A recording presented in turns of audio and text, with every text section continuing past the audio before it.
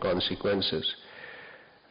Pakistan also strongly condemned the attacks by Iran against the brotherly countries of Saudi Arabia, Bahrain, Jordan, Kuwait, Qatar and the UAE.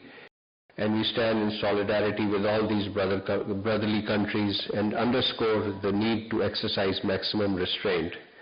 The unprovoked attacks constitute a blatant violation of the sovereignty of these brotherly Gulf states.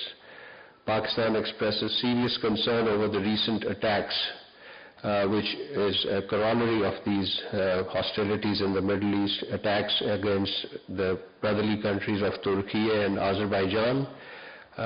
We categorize these attacks as clear violation of international law and the principle of interstate relations, and we warn that these attacks could push the region towards further escalation. Ladies and gentlemen, throughout the current wave of conflict, Pakistan has been urging 3 points to our interlocutors, particularly relevant countries. 1, respect for sovereignty and territorial integrity, and a commitment to refrain from the use of force within each other's sovereign territories, upholding international law and the principle enshrined in the UN Charter. And our 3rd point has been resuming dialogue, engagement to pursue a peaceful, negotiated resolution to the crisis. The conflict has seen death of 2 Pakistani nationals in the UAE. We offer our heartfelt condolences over these losses. Our mission in the UAE has worked with the bereaved families in repatriation of the mortal remains of our deceased citizens back to Pakistan. With respect to regular community services, we undertook special efforts towards evacuation of Pakistani nationals, particularly our nationals in Iran and those stranded elsewhere in the region. Currently, a crisis management unit of the Ministry of Foreign Affairs is operating round the clock. Special facilitation desks have been established at Pakistan's missions in the relevant countries to assist stranded Pakistanis with visa facilitation, logistics, and travel arrangements. Missions have also launched dedicated application, registration portals, and helplines to enable timely outreach and assistance. Pakistani missions are also in close coordination with the respective host countries to ensure necessary consular facilitation for our diaspora. The Prime Minister of Pakistan has issued very clear directives regarding these community assistance measures, and the Ministry of Foreign Affairs and our missions abroad are implementing these directives with full support and guidance of our Deputy Prime Minister and Foreign Minister. Since the onset of the current wave of hostilities, our top leadership has remained actively engaged with their counterparts across the region, and we have been regularly updating you on these high-level exchanges. Very briefly, let me sum up some of the important exchanges that have taken place. On 28th February, this was immediately on the start of this onset of hostilities and violence. The Prime Minister held a telephone conversation with His Royal Highness Crown Prince Mohammed bin Salman bin Abdul Aziz Al Saud. The Prime Minister strongly condemned this serious regional escalation that has taken place as a result of Israeli attacks on Iran and followed by regrettable attacks on other Gulf countries by Iran. While assuring the Saudi leadership of Pakistan's full solidarity and support in the current situation, the Prime Minister said that Pakistan will always stand with its Saudi brothers and sisters at all times to come and under all circumstances. The same day, Prime Minister Mohammed Shahbaz Sharif held a telephone conversation with His Highness Sheikh Tamim bin Hamad Al Thani, the Emir of the State of Qatar. The Prime Minister reaffirmed Pakistan's full solidarity and support with the brotherly State of Qatar amid current and crisis, and assured Emir that Pakistan would always stand shoulder to shoulder with our Qatari brothers and sisters and would play a positive role in ensuring peace and stability in the region. The next day, the Prime Minister, that is on the 1st March, the Prime Minister held a telephone conversation with His Majesty King Abdullah bin Ibn al-Hussein of the Hashemite Kingdom of Jordan to discuss the evolving regional situation. The two leaders exchanged views on the serious regional developments following the escalation from the Israeli attacks on Iran and followed by attack on Jordan and other regional countries. Pakistan's solidarity with Jordan as well as with our brotherly countries in the Gulf was reaffirmed. The same day, the Prime Minister held a telephone conversation with His Majesty King Hamad bin Isa Al Khalifa, the King of Bahrain. He assured the Bahraini leadership of Pakistan's solidarity and as well as our solidarity with the other Gulf countries. And we also underscored the need of maximum restraint by all parties. On the 2nd March, the Prime Minister held telephone conversation with His Majesty Sultan Haitham bin Tariq, Sultan of Oman.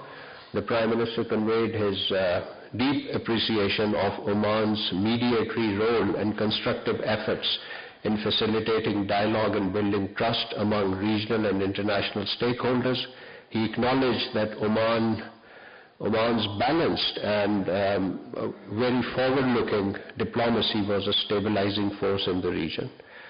Same day, the Prime Minister received telephone call from His Excellency Mr. Ahmed al-Shara, President of the Syrian Arab Republic. The two sides emphasized the urgent need for restraint, de-escalation and dialogue to preserve regional peace and stability.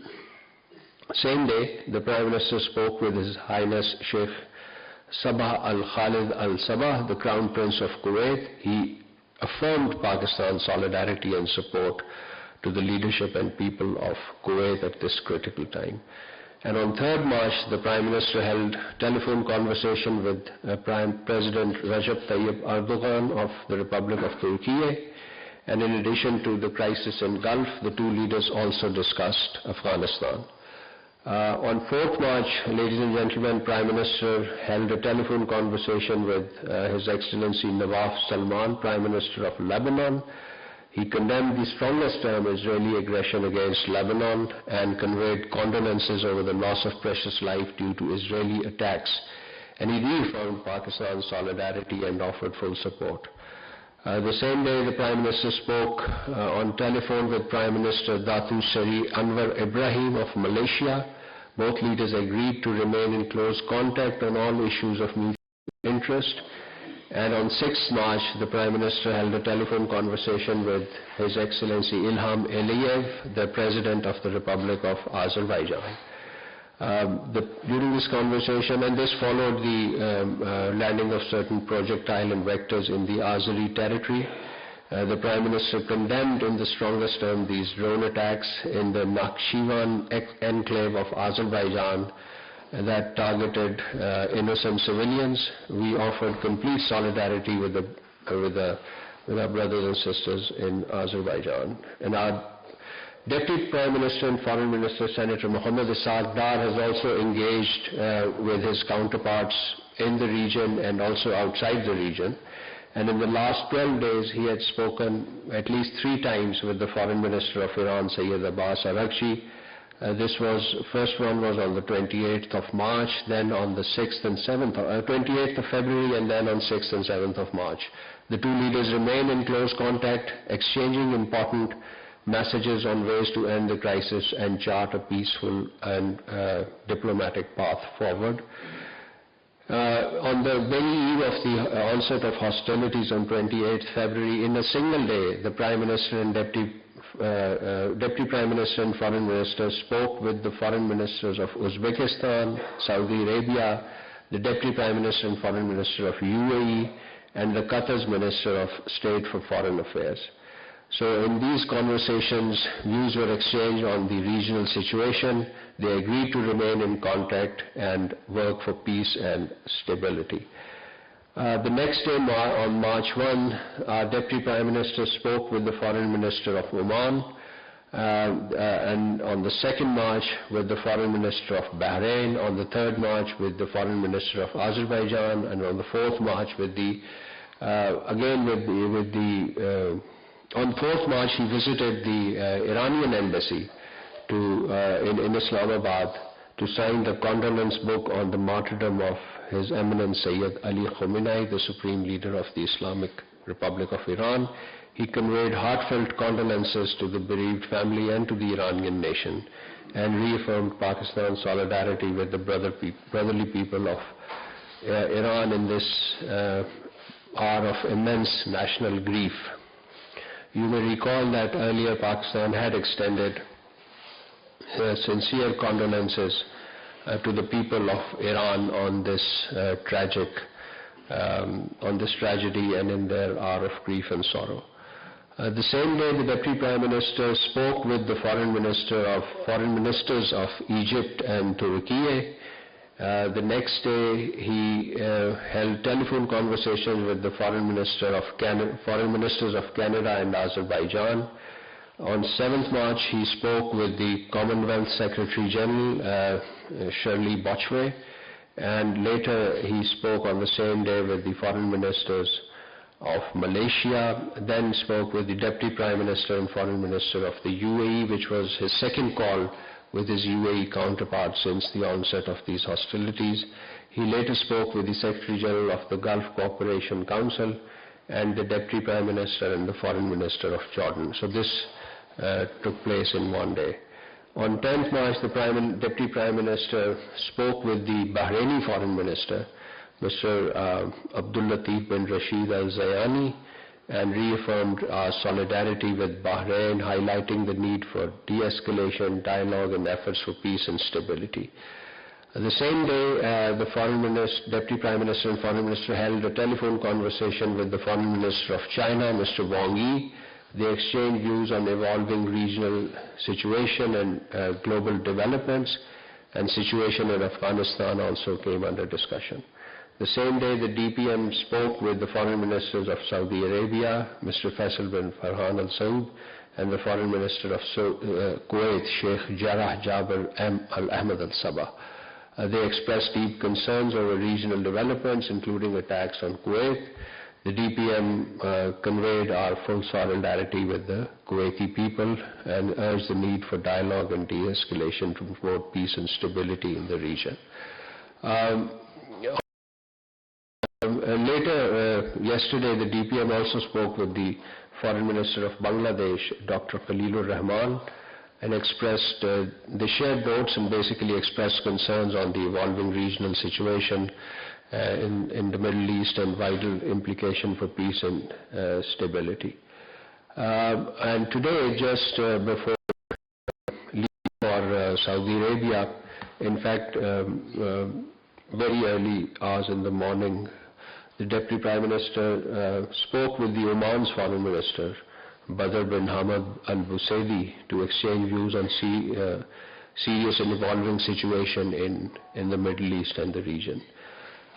Finally, ladies and gentlemen, on a different topic, you must have seen our statement on expressing our concern on the long-term uranium supply agreement conducted between Canada and India and potential contribution for small modular reactors technologies between the two sides. Let me reiterate that this arrangement represents yet another country-specific exception in the field of nuclear cooperation. It is particularly ironic that given that India's 1974 nuclear tests were conducted using plutonium produced in the reactor supplied by Canada for quote-unquote peaceful purposes. And this had led to not just to the Indian nuclear test of 1974, but also the creation of Nuclear Suppliers Group. So a state whose actions necessitated the establishment of global export controls is now being granted a preferential access under selective arrangements. So India has neither placed its civilian nuclear reactors under International Atomic Energy Agency safeguard, nor undertaken any binding commitment to do so under this arrangement. So several nuclear facilities in India remain outside international inspection, and it is also not clear to us what concrete non-proliferation assurances, if any, accompany this India-Canada agreement. The strategic consequences of India-Canada nuclear agreement are equally troubling.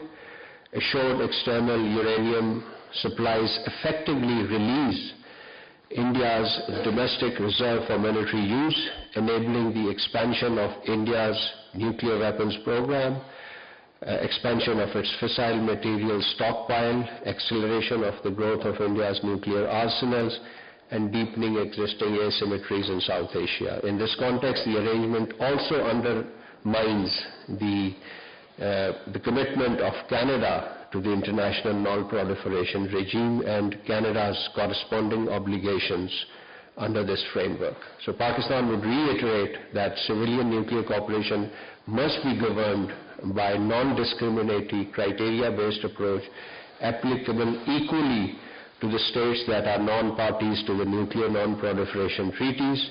Selective exceptions diminish the credibility of global non-proliferation framework and risk further destabilizing region and global peace and security. So I'll end and we'll open the floor for question answers. Ji Sumera.